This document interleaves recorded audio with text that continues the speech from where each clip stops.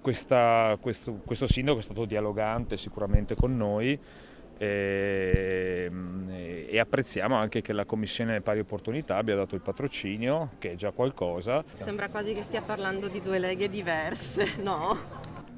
Non lo so, forse sì. Alessandro Zan, padre del disegno di legge contro l'omofobia, tanto contestato a tavola con il sindaco Mario Conte, faccia a faccia questo pomeriggio a Treviso, in un incontro più che costruttivo, come lo ha definito proprio Zan, nonostante la Lega al Senato abbia di fatto fermato il testo già approvato alla Camera. Gli ho detto dai, un po' più di coraggio e dai il patrocinio a questa iniziativa. Lui non se l'è sentita per delle ragioni che mi ha spiegato, però ho trovato comunque il confronto molto costruttivo e molto positivo. Un confronto che invece a livello nazionale Zan rivela la Lega abbia imposto ai suoi di rifiutare. La Lega ha posto un diktat, cioè nessun esponente della Lega si può confrontare con Zan. C'è un problema reale di razzismo in Italia come in Veneto, afferma convinto Zan.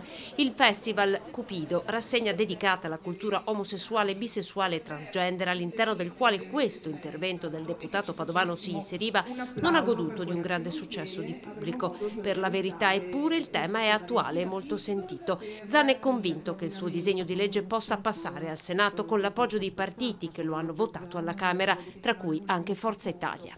Non c'è nessun panda da tutelare, stiamo parlando di persone che vengono discriminate semplicemente per quello che sono. È il sesto tentativo in Parlamento che facciamo, non possiamo aspettare ancora 10 anni per avere una legge contro i crimini d'odio.